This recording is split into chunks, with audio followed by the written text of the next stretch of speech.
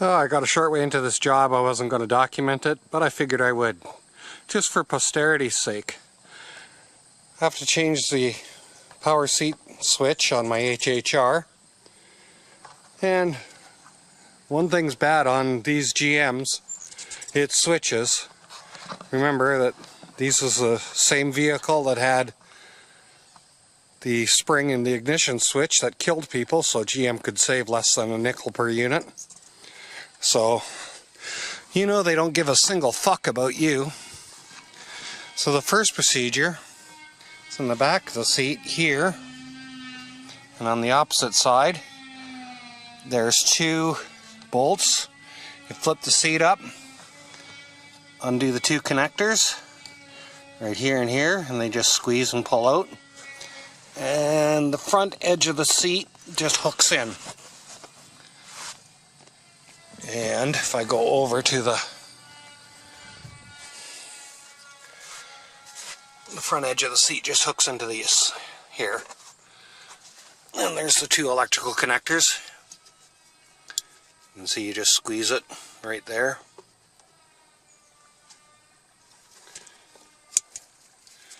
And there. I can get my fingers to work.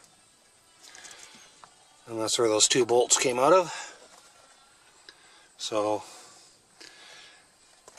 now, when I first discovered this, my seat would move forward, the front would move up and down, the back would move up and down, but it wouldn't move backwards. So, of course, I had all kinds of suggestions from people saying, oh, your fuse is gone, oh, the motor's gone, check all that out. Well, you know, if the seat's moving at all, you know it's not the seat fuse, and you know it's not the motor. So the next procedure is this lumbar support, and you got to pull it up, and you got to pry out this little tab a little bit, and it catches on that little nub right there. You can see that little nub right there. So now we've got to take the plastic off. And apparently there's 4 screws. So let me figure that out, and I'll come back to you. So we have got a screw here, and around the back, if you pull this little bit back here, there's a screw. I can't tell if the lighting's going to work there. Right in there. Now, front plastic, there's 2 up underneath. One right there, and one opposite side over here. Oh, and by the way, I found it a lot easier to take my seat out the back door, not out the front door. Well, there's a little tip for you. So we'll get those 4 screws out, and we'll be back again. So naturally, with all this clear space underneath the seat, some fucking idiot thought it was a good idea to line up that screw right with the rail. So if your switch goes like mine did in the full back position, it's a bitch to get out. Way to go, GM. Bunch of idiots. Okay, the seat's upside down here. So this whole work should come off and slide forwards until it clears.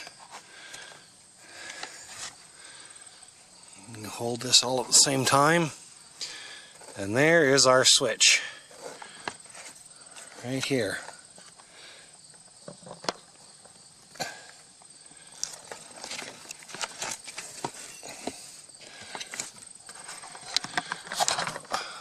Oops. Having a hard time holding the camera and doing work at the same time one-handed. Although most of my work is done one-handed in the dark.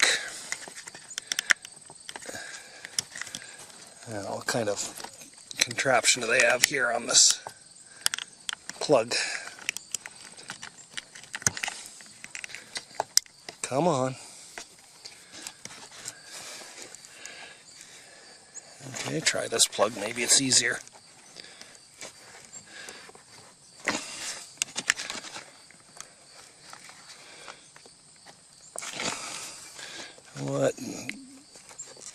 creation, did they?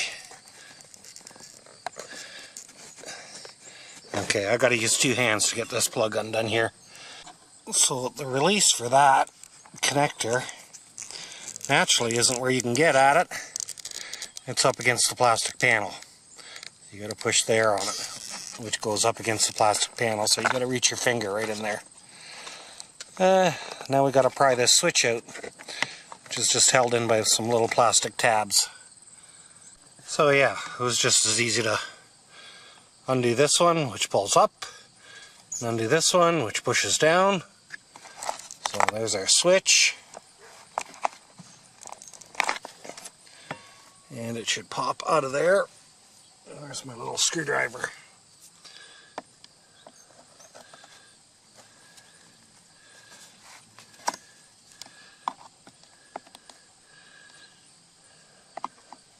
Sorry, hard to keep in frame and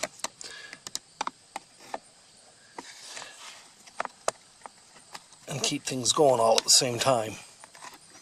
Okay, again, more than one hand. So there's the switch out. You can see the little plastic tabs that hold it in there. And you've got our new one. This switch was 112 bucks or something like that with the tax in Canada. If you look online, they're just under $40 in the United States.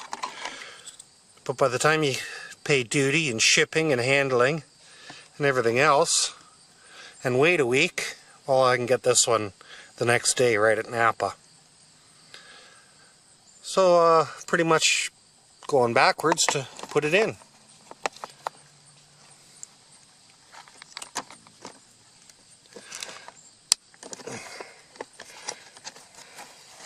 Connector snaps in, and get the wiring hooked back up and follow the procedure backwards.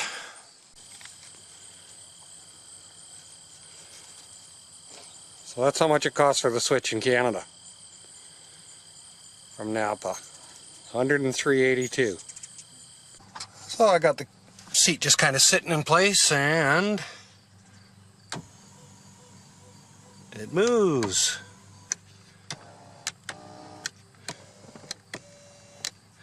Excellent.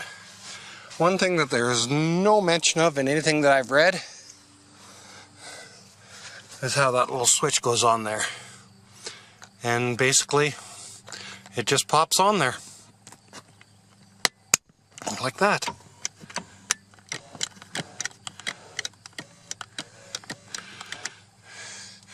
So, now the bolts, oh, I guess I can put that forward now and make my life easier.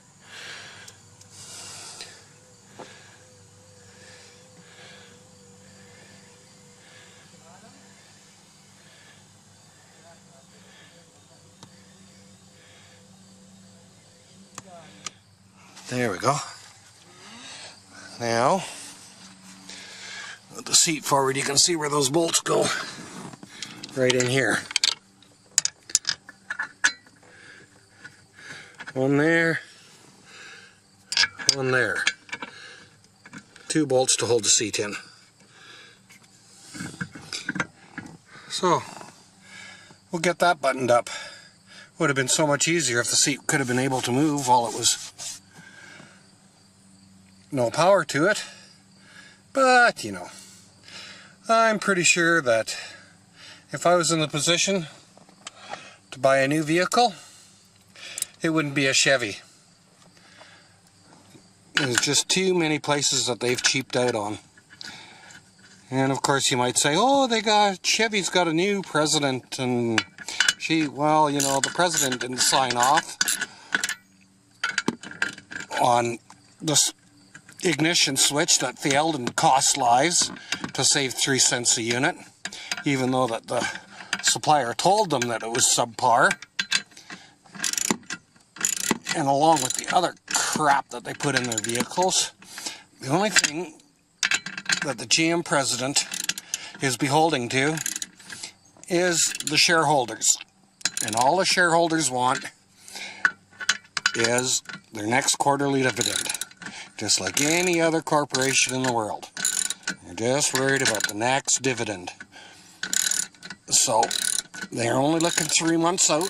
They're not looking 10 years out. So, I don't know what I'd buy if I was buying a new vehicle. But, with their bland vanilla styling and quality problems that I've witnessed, it ain't gonna be a Chevy. And it sure as fuck wouldn't be a Mopar either. And I've never owned a Ford except for a Mazda. And that thing rusted so bad, it almost fell in half.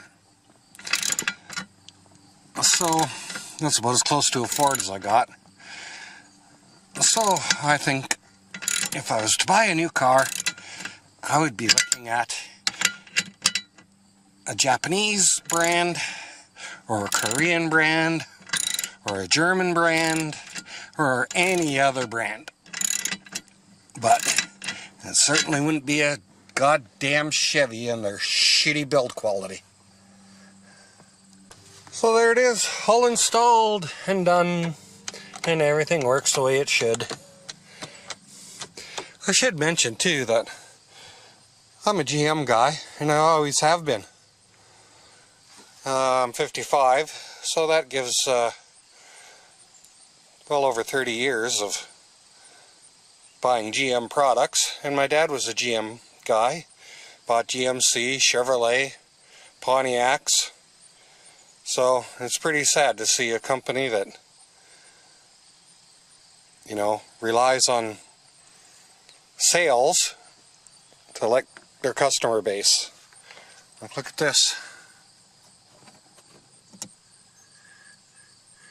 And what the hell is that? And you can't buy that piece. You have to buy the whole door panel. You can't buy just that piece to replace. So, yeah, a million different things. And it's all small stuff, and lots of it is switches. But, so goes the way of big business. Thanks a lot, folks.